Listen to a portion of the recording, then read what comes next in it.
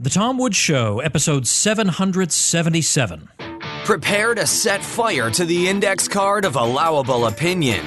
Your daily dose of liberty education starts here. The Tom Woods Show. If you're a homeschooling parent and you're tired of running yourself ragged, then check out the self-taught Ron Paul curriculum. And check it out through my special link where you get 3 free bonuses totaling $160. My special link? ronpaulhomeschool.com. Folks, I've just released another free ebook, this one called Education Without the State. Grab your copy at nostateeducation.com or by texting the word EDUCATE to 33444. Hello everybody, Tom Woods here. Brett Veinotte is back on the show after hundreds of episodes of absence. He is now back.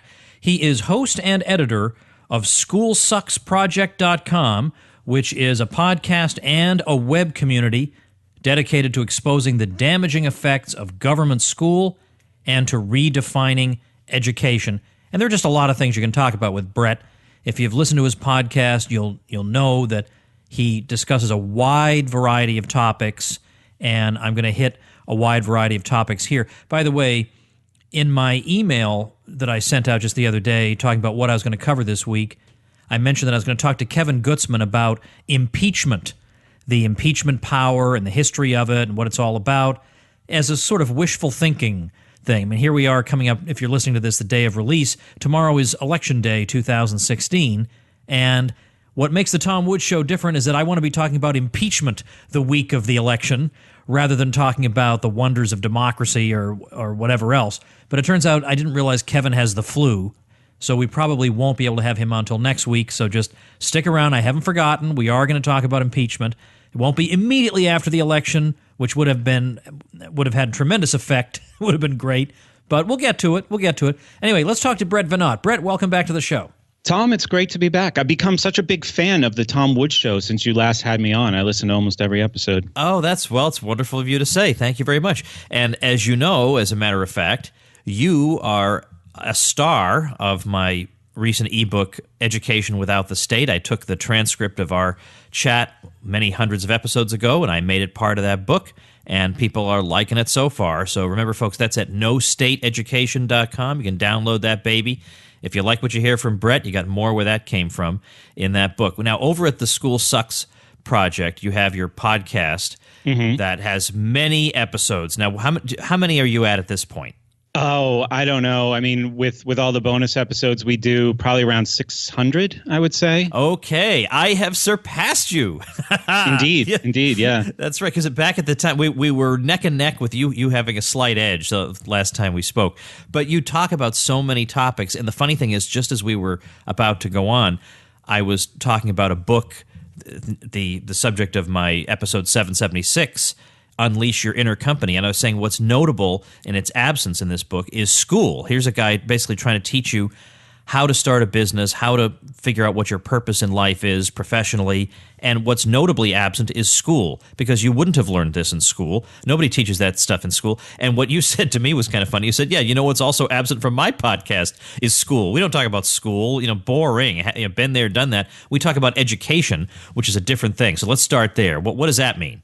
Well, I mean, could you imagine a podcast about like public school policy? I mean, there might be one, but it would just be so unbearable. I have this vision with School Sucks. We live in a time where like a political libertarianism, like the prospect of it looks pretty bleak right now, considering, the candidates for president this year. But that wasn't the case when I started the show in 2009. It was right in the midst of, or right after the Ron Paul revolution. There was a lot of energy and there was a lot of optimism for the future. I would say, in the years that followed, I've become more realistic, and I've kind of narrowed my vision to the maximum amount of individual freedom in an unfree world for all those who seek it. And what we try to do is promote that individual freedom, that personal liberty through greater self-knowledge, the practice of self-education and the subsequent self-improvement that comes from those two things. So, most of the content that we produce to support that mission has to do with things like, how to develop creativity, how to increase motivation, self-reliance, some understanding of, self-image or self-esteem, critical thinking, productivity, and we also, delve into philosophy and psychology and historical topics as well. So the school is in the name of the show, but what we really talk about is education, and the two are quite opposite. Well, of course, I agree that having a podcast about public school policy and debating stuff like that would be something. I bet in hell they have that podcast. I bet that podcast is just running constantly about public school policy, for heaven's sake. But having said that, I guess I do want to ask you a bit about a public school policy or a school policy. Sure. I'm sure it's not confined to the public schools. And it seems to me, the impression I get is that computers and the internet and technology, these are all great things. Believe me, I sing their praises all the time. I wouldn't be able to do what I do every day without these things. I'm not in any way knocking them. But what I am knocking is they're taking over education to the point of absurdity. It's absolutely everywhere, and it seems to me like it's doing it for the sake of doing it. It's technology for the sake of technology. Do we have evidence that because kids are getting their homework on the internet and delivered to them through an app, that this is making them retain more information or ask more critical questions or anything? I suspect the question answers itself. Well, I think that, there's two stories that people like to tell about how technology can save the precious schools. And the first one is this Indian, he was the head of some kind of educational technology company. His name was Sugata Mitra, and he did this experiment where he put like a touchscreen computer in a hole in a wall in a rundown area in New Delhi, India. And the children came up and they taught themselves how to use the computer in like a day. Right. And then, of course, there's the one laptop per child program that I think was done in Ethiopia, and they got great results as well. So they said if if technology can change people's lives in these horrible conditions, certainly we can just fill our inner city schools with them and revolutionize the system. The people promoting these stories this is just the latest version of give us more money, right? Because you're talking about huge upfront costs and then the implementation costs for these types of new technology. This is the latest trick of that, So I think what people are finding is that if schools are high performing already, the technology can be a kind of enhancement. But if schools are struggling, the technology isn't really making that much of a difference. In fact, they're making the situations in some of those schools actually worse because the cost of implementation and maintenance is further straining already strained budgets, like in inner city schools. So if people care about education, technology is a nice enhancement. But if it's in, a community or a culture where education is not the focus, then it's utterly useless, if not damaging. So the idea that this is going to revolutionize, the struggling school, that has not been the case in over a decade of research on that. The one thing that I would be really happy to see done with technology, but I don't think is being done in the schools, would be, with the parents' permission, something like teaching kids how to start a WordPress blog and learn how to get their opinions out there, or how to make a YouTube video and express themselves online. And these sorts of things that most people don't know how to do, but probably would like to, and I think could accomplish a lot if they knew how to do. This is a practical thing. Whereas it seems to me that if my student is taking, I could see calculus maybe having some benefits with a computer, but if my student is taking Algebra 1, there's no real enhancement in doing that on a screen as versus on a piece of paper. So the nice thing about the Ron Paul curriculum is that it does focus on teaching people how to start a blog, how to do these things that not only do they teach you ideas, but it teaches you how to express the ideas, how to be part of the marketplace of ideas. And frankly, it's not surprising that an institution that is so, I think, hostile to independent ideas is not exactly going out of its way, tripping over itself to teach people how to get their fresh, independent ideas before the world. Right. So what you're talking about is teaching young people the benefits of technology. Instead, what I see happening is that this technology is becoming a kind of slave to the failing pedagogy, right? It's just becoming another kind of enforcement tool. Now, one of the side effects of that is, what kind of attitudes is that going to build in young people towards these technologies, right? So the example that I would use is in the 1960s, President Kennedy began a national fitness program in the schools, right? 50, 60 years later, kind of attitudes nationally did that produce towards physical fitness? We live in the fattest country in the world, perhaps the unhealthiest country in the world, as far as like self-inflicted lack of health is concerned, through diet and sedentary lifestyle. So school, the same thing is true with reading. What are most people's attitudes towards reading? Reading was something that was imposed on people in school, and therefore they develop a very negative attitude that unfortunately lasts for most people the rest of their lives. And technology could also, have a similar fate because of how it's being used in schools. You've been talking a lot on your podcast about education and school being different things, and so that's why I wanted to lead off with that. Sure. And I know it's easy. I mean, it's easy for me and easy for you to say education and schooling aren't the same thing, and just because, you're sitting in a brick and mortar institution that's called a school doesn't mean you're getting an education, and just because you're not doesn't mean you're not. But what does that actually look like in practice? Let's take somebody who has, let's say, graduated from a public high school, but really doesn't have a whole lot to show for it. I mean, isn't exactly quoting Shakespeare at the drop of a hat. Mm-hmm. But we wouldn't say, well, I guess your opportunity for education is over forever. Oh, of course not. That would be a very impoverished way to look at it. But what does a person do at that point? I didn't really get the kind of so-called well-rounded education I was supposed to get. What do they do? How do they get it, practically speaking? Well, that's after 15,000 hours of the public school, how do they know they need it? Because what they've been given is a kind of counterfeit education. I mean, if you look at the narratives that are emerging out of higher education, students today, and the know-it-all attitudes that they take on so many subjects, it's not like they're aware of the fact that they weren't educated. I mean, people. One of the most important distinctions I try to make on my show is between schooling and education, because people have to know they're not synonyms. For so long, people just assume they're the same things. I went to school, therefore I'm educated. You've heard so many times people called educated because they have a PhD or a master's degree.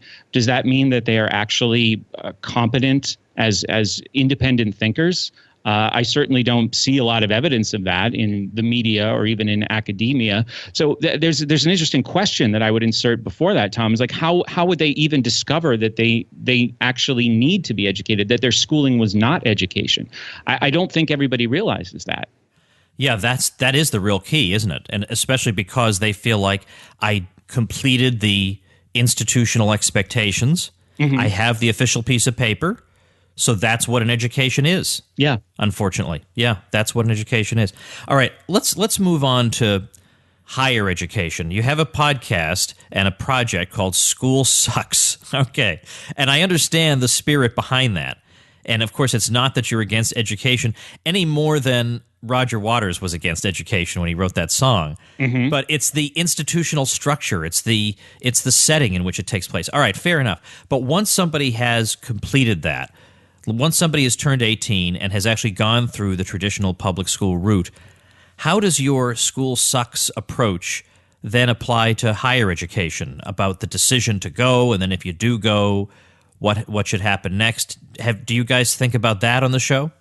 Yeah, absolutely. And, I encourage people to, I worked for years as a teacher in secondary school. And then after that, I ran a tutoring company. And one of the goals of this tutoring company, I was the vice president, was to move, I'm not going to say the name of the company because it still exists and I'm not a part of it anymore, but the name of the company was suggestive of this idea that we're trying to move people into the top tiers of higher education.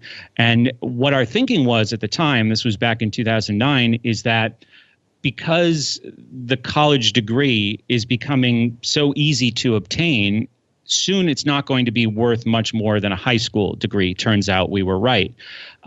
What our thinking was at the time is if you're going to go to college, you have to go to one of these top tier schools, a school that has a large endowment, a school that can change very rapidly, and the education that students receive there is reflecting the changing industry outside of the school. So the example that I always give on my show is I graduated from high school in 1995.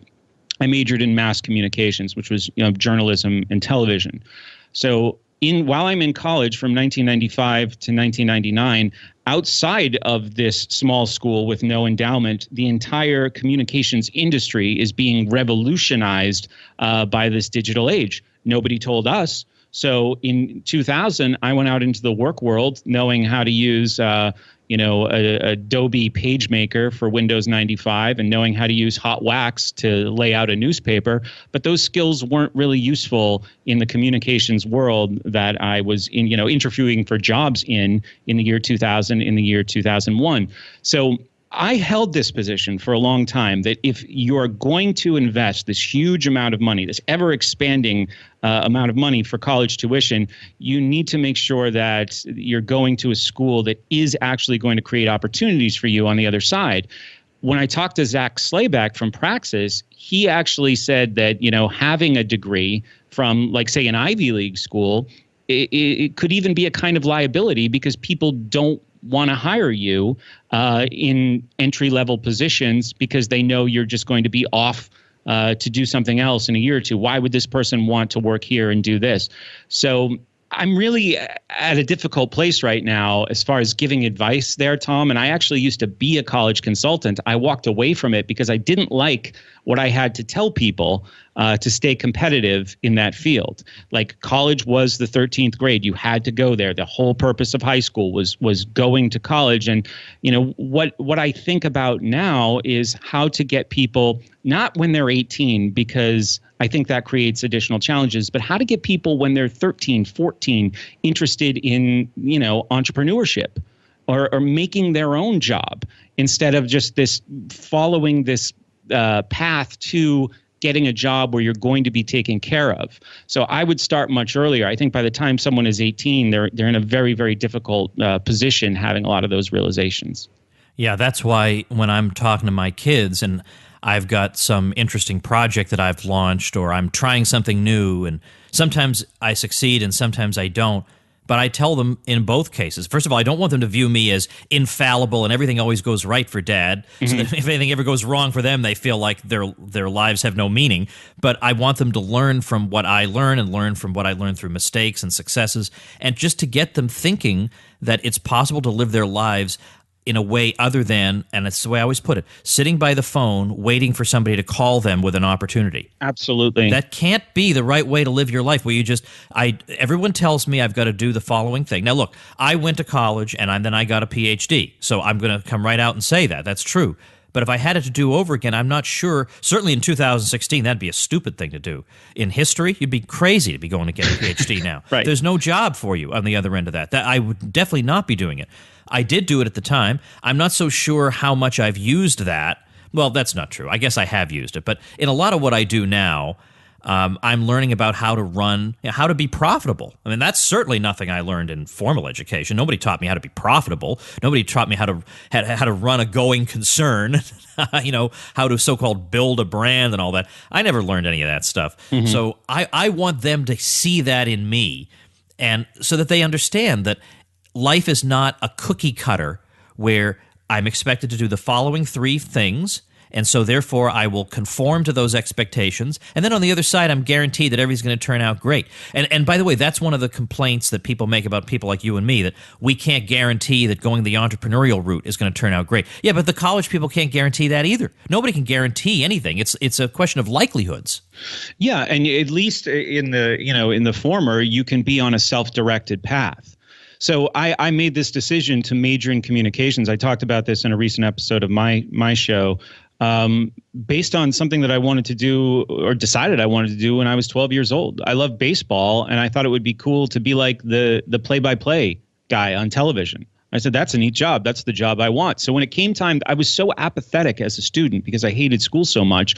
When it came time to pick a major in college, I said, maybe I thought of an idea when I was 12, so I'll major in that.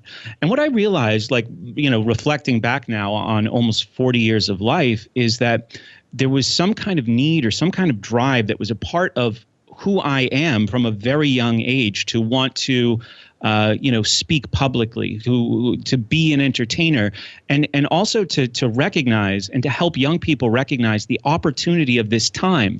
I found a way to do that, despite getting hung up in college and getting a useless degree, getting sidetracked that way for 4 years.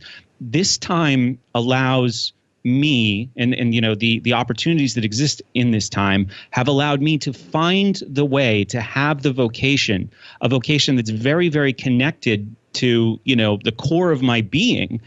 And that wouldn't have been possible 20 years ago. So that's something that I hope young people will realize. Is it guaranteed success? Absolutely not. But at least I get up every day and, I'm excited. I certainly remember getting up in the morning and not being excited to go to work. When I was a teacher in a school, at the end of that, it was absolutely dreadful.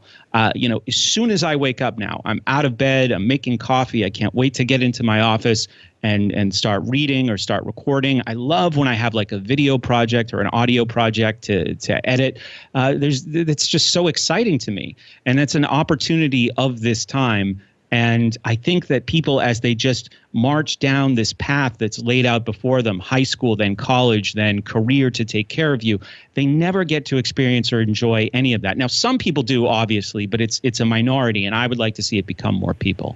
And I don't want to disparage people who have traditional jobs, because a lot of them find these very meaningful. Absolutely. And they enjoy doing them. So it's not to say, I had last week, this is another analogy, I had a guy who is the co-creator of a documentary called The Minimalists, and it boils down to a lot of people are just trying to get a lot of stuff, and they accumulate more stuff and more stuff and more stuff, and it's not meaningful to them, and it's like they're chasing their own tail, basically, and it's not meaningful in the long run.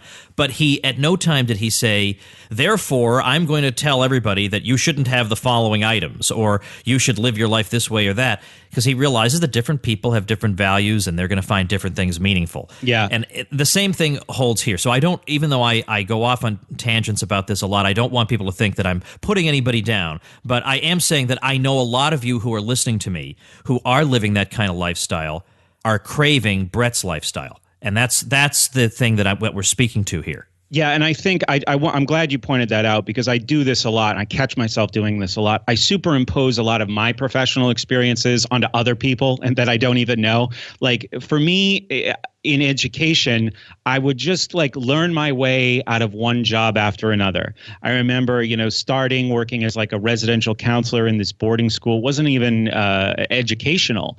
And I would give kids medication. I was certified to do that. And then I realized all the problems with that. So I said, okay, I need to leave here and move laterally in this organization to being like a teacher's assistant, and then moving up in this organization as a teacher. And every job, just after I, sat in it for a year, all of these problems would start to emerge. And I'd say, I'm not helping people here. Even when I got into tutoring and I'm just kind of shuffling kids into college through, working with them on something like the SAT or doing college consulting and helping them write essays, I'm part of the problem. I was an enforcer for the public schools by doing academic tutoring, going to a kid's house saying, you're getting C's, you need to get B's. Something's wrong with you until you get B's. That's what your parents basically told me to tell you. That's what the school basically tells me to tell you. None of that felt good. So my career just kept changing based on these problems that would become apparent to me until there was nowhere left for me to go. SAT tutoring is not the worst thing, or standardized test tutoring. I actually think a lot of those tests have opportunities to develop critical thinking skills, but I just wasn't excited about going to work anymore. And eventually, I think I was 35 or 30, this is just a few years ago, I said, where can I go from here? This has to if I want to educate people, if that was, one of the desires that I had when I started down this career path, I think I've come to a dead end. And, so I'm taking that experience that I've had and maybe I'm applying it to other people recklessly. So I definitely get what you're saying. Let's shift gears completely and talk about one of your obsessions that you were telling me about. Talk about the comedian problem that we are facing. Okay. In this election cycle, I have realized that these people like Trevor Noah and Stephen Colbert and Bill Maher absolutely have to be stopped. And I think that maybe we need to convene some kind of conference where every single libertarian or even conservative media producer is assigned one of these people. And it is we have to devote, 5 to 10 hours a week on just absolutely taking them down. And I really want John Oliver. Do you know who John Oliver is? Yes. Yeah, I have had it with that guy. And, this was like a very edgy, this kind of iconoclastic and irreverent form of comedy in the late 90s. But it's so worn out now, shows like The Daily Show and Real Time with Bill Maher. And they are just complete shills for the political left and for Hillary Clinton. And they're not even shy about it anymore. And I think this setup that they have is, if you can laugh at somebody, you're better than they are. That seems to be the narrative that goes through every single one of these shows. Is we can always find a reason to laugh at Donald Trump, or I remember when it was Ron Paul or Mitt Romney, whoever it is. We find a reason to laugh at them, and that means that we are better than them. We sit at the adults' table politically, and I just feel like as I'm fighting against the public school system on my show, I realize that, these are the people that young people are really learning about politics from, or think they're learning about politics from. They're getting these easy answers. This is the sophisticated way of thinking. They're not getting any objective view of any of these situations. And I feel like there needs to be a more concerted effort to take these people down, or at least pointing out the tactics that they use. In 2012, I did a show. We were doing a series on logical fallacies, and I did an entire episode on Bill Maher. I called it Reality Time for Bill Maher. After I watched a couple episodes of his show, and I realized that everything he was saying at the time, this was in the midst of the 2012 election where it was Obama versus Romney, he was just using two logical fallacies over and over again in all his arguments. So one was composition, where you basically you take the properties of a person, like some crazy Republican. I remember there was a guy who said something like legitimate rape, and that was a big deal at the time. And then you say, okay, well, this guy did this thing, so all Republicans are this. And then the division fallacy was to make some kind of rule for like, all corporations are bad. Mitt Romney is part of a corporation, therefore Mitt Romney is bad. So they're like opposite fallacies of each other, but he would just use them interchangeably to create hour-long shows. If it wasn't for these fallacies, he and his guests would just be sitting there in silence. So I thought that there was a way to go after these people based on, them breaking the rules of logic. But then I just realized that if that doesn't work, if you expose that, they just call you names, So it's something that is incredibly frustrating to me, because I feel like they're misinforming the people that I want to reach and inform. And I'm serious. Like, in the background right now, I am developing plans to take them on a weekly basis, hopefully with the help of other comedians who are kind of awake to the reality of the liberal media, other libertarian or conservative leaning media producers. I want this to be a project, even if it needs to be a whole separate show. This is something that I really want to get serious about doing. Yeah, get serious, so to speak. Yeah, that's a good idea. Now, bear in mind that your point about you should do it with comedians is really central, because there's nothing worse than somebody doing a funny routine and then a libertarian comes along with a stern point-by-point rebuttal. Mm-hmm. People think, oh, this guy is just thick as could be, is missing the whole point. This is just comedy. But if you come back at it with comedy, that's all the better. And we have some talent in that area. Yeah, absolutely. And I think that's really, really important. You know, George Carlin said one time, as far as like mixing politics with comedy, at the point of laughter is the best place to insert new ideas. And it seems like these people, the Colberts and the Mars and the Jon Stewarts and the Trevor Noahs and the John Olivers, they seem to know that. And this is a very, very powerful kind of political manipulation, pushing people into left-wing thinking as if it is the only rational way to think. I mean, that's one of the narratives that exists in their programs. You can think like us or you're an idiot. And they basically just come out and say that. So I think, yes, it can't be like some kind of dry, like, oh, this is, they're wrong and here's why, because hasn't he seen this chart from the St. Louis Federal Reserve? Exactly. And they say, come to Pleasure Island and have fun with us. Look at them all serious, with their charts. So I think that and I'd be happy to hear ideas from your audience or from my audience on how to best approach this. But I think it needs to be a show. And I think it needs like a sustained and concerted effort.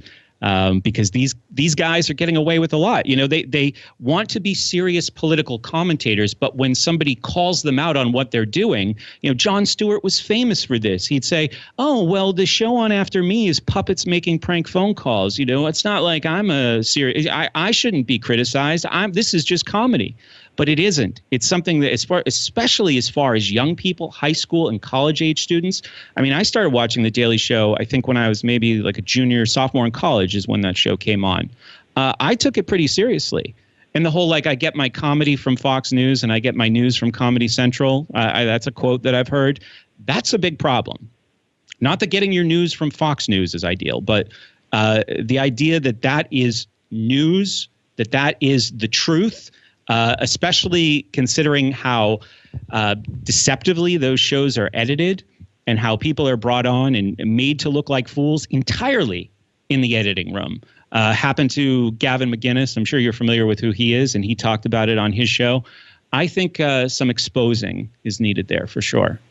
Okay, how do people get to the School Sucks Project and podcast? Absolutely. SchoolSucksProject.com is our website. And in the top navigation menu, you can go through all our series. There's a drop-down called Pod Classes. So if you're interested in learning about, critical thinking methods or better communication, psychology and wellness, history, philosophy, self-sufficiency, or even school issues, Tom, we do have a section on school issues where we talk about, the origins of the public school system, teachers' unions, some really horrifying school news that's happened through the years. It's all there. My Twitter is @SchoolSucksShow. And I would also ask people to subscribe to our YouTube channel. The username is School Sucks Podcast. All right. I'm going to link to all that stuff also at tomwoods.com/777. I want people to check out what you're doing. It's all really important and fun. And you're, not a hard guy to listen to, which is a good quality, Thank you. in a podcast host. All right. Well, thanks for your time, Brett. Let's do it again soon. Absolutely, Tom. Thank you so much for having me on. All right. Now, this, I hope, will warm your heart. I moved a few months ago to Central Florida. I don't know a whole lot of people here just yet, but little by little, I'll make my way around and start getting to know people. But all the same, I'm driving around tonight, and on the highway, I don't know, it's not quite a highway, and it's not quite a not highway. I don't know how to describe it, but it leads right to my house. And I'm behind somebody who has an Adam Kokesh-style Freedom bumper sticker and an End the Fed bumper sticker and a couple of other bumper stickers. And I thought, there's a decent chance this guy may know who I am. This would be interesting. So at the red light, I rolled my window down. I started chatting with him. And it turns out he says, "Hey, Tom Woods." So I said, "Hey," it turned green. I had to leave. I said, "Hey, write to me at tomwoods.com. I have to meet people here." So anyway, that was kind of an interesting experience. And then the other thing is, I'm going to see Steven Wilson on November 18th, 2016 here in Orlando. And if you listen to the show, maybe you remember I was giving away one of his albums as a premium because I wanted you to listen to him. Well, I thought, I have an extra ticket because nobody wants to go with me to see Steven Wilson. Fair enough. So I got an extra ticket. And I thought, do I have in my private Facebook group for the supporting listeners, supportinglisteners.com, do I have in that group somebody who is not only from Central Florida, but who is also a Steven Wilson fan? And it turns out the answer is yes, and I will be having dinner with this guy and his wife before the concert. I mean, it's amazing. Life's just amazing. What can I say? All right, another amazing thing is a brand new, you'll never believe this, would you believe? Another website created by a Tom Woods Show listener. Hard to believe, right? But yet, there it is, povertyandgrowth.com. And the basic gist of the site is why are some people poor and other people rich? And more generally, why are some countries rich and some countries poor? Why is that? What are the factors that go into accounting for that? But beyond that, the site also talks about foreign policy, the follies of interventionism. So I think you'll really enjoy it. It's brand new, but based on what they've got so far, I think it's going to be really tremendous. So you can check them out at povertyandgrowth.com. I will link to it at tomwoods.com/777 as the listener website mentioned. I'll give you a nice shout out like this, plus a very valuable backlink, some tutorials, and membership in my free bloggers group if you start your site through my special link. Get the details at tomwoods.com/publicity. Lots of juicy stuff coming up this week. The day after the election, I'm going to be so that'll be episode 779. I'm going to be talking to Michael Malice.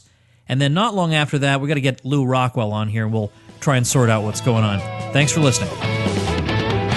Become a smarter libertarian in just 30 minutes a day. Visit TomWoods.com to subscribe to the show for free, and we'll see you next time.